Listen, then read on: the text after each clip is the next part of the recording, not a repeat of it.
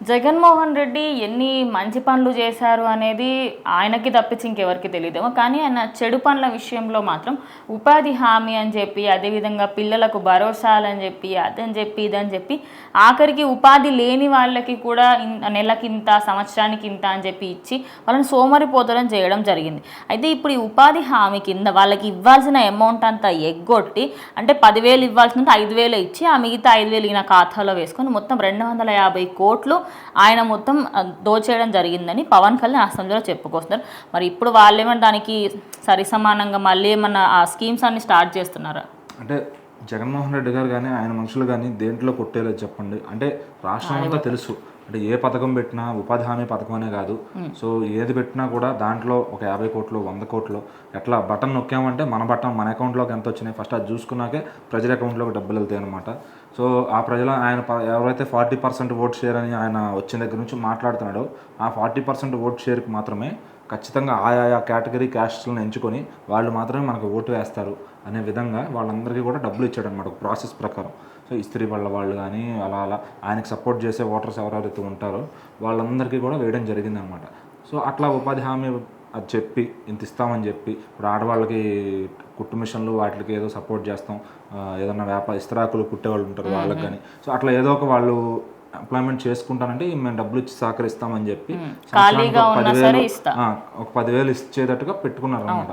So ఇప్పుడు ఏమవుతుందంటే వాళ్ళకి అవి రాకపోయేసరికి ఈ గవర్నమెంట్ మీద రావట్లేదని బాధపడుతున్నారు. కానీ ఈ గవర్నమెంట్ తీసుకునే డెసిషన్స్ ఫ్యూచర్కి ఎట్లా ఉపయోగపడతాయని అలా ఆలోచించట్లా. ఆ రోజుకి కడుపు నిండిందా 10,000 ఇచ్చారా అని మాత్రం వాళ్ళు చూస్తారు. కానీ సో ఇప్పుడు గతంలో అదే జరిగింది, అవి ఇస్తానని చెప్పి దాంట్లో దగ్గర ఓన్లీ జగన్ గారే 250 కోట్లు కొట్టేశారనమాట.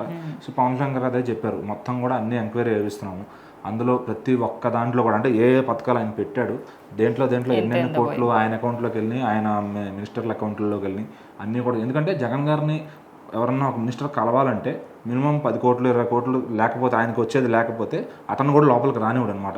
సో మరి ఆయనకంత మిగిలితే ఈయనకంత మిగిలితే వాళ్ళు ఆ బిజినెస్లు చేస్తారు.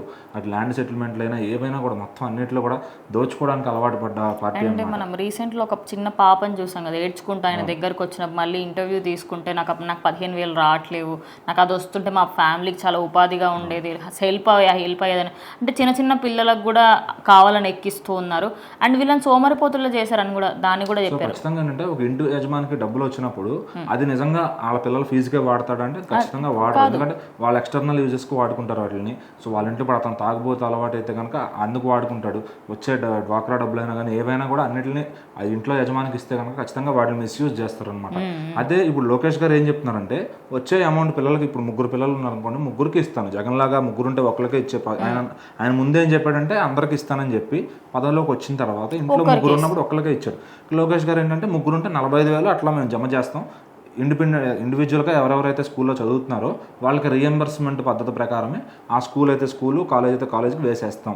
సో అది ఎప్పటి నుంచో ఉన్న పద్ధతి అనమాట.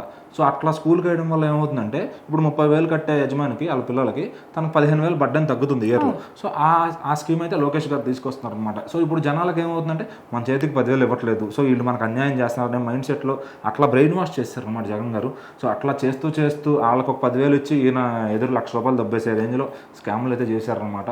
సో మన రాష్ట్రం మొత్తం కూడా ఎంతమందికి ఇచ్చారు, ఎన్ని కోట్లు అంటే ఇక్కడ ఒక్క ఉపాధి హామీ పథకంలోనే 250 కోట్లు లెక్క వచ్చింది అంటే ఇంకా ఎన్ని పథకాలు 5 ఏళ్లలో ఎన్ని పెట్టారు, అన్నింటిలో ఎంత తిన్నారు, దగ్గర మరి మరొక 1,00,000 కోట్లు అయితే ఖచ్చితంగా తినేసే ఉంటారని చెప్పి అందరూ డౌట్ కూడా ఉంది.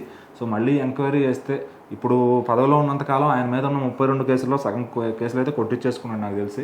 సో మళ్ళీ ఇప్పుడు ఎన్ని ఎంక్వైరీలు వేస్తే కొత్తగా మరిన్ని కేసులు అయితే వస్తాయి అనమాట. ఈసారి 16 కాదు మరి కేసులు కూడా 32 ఉన్నట్టు జైలు కూడా 32 నెలలు అయితే ఖచ్చితంగా పడుతుంది అనమాట. సో మరి ఆయనకి అక్కడ ఫుడ్ కూడా ఇష్టమే అనమాట, ఆ మెనూ కూడా.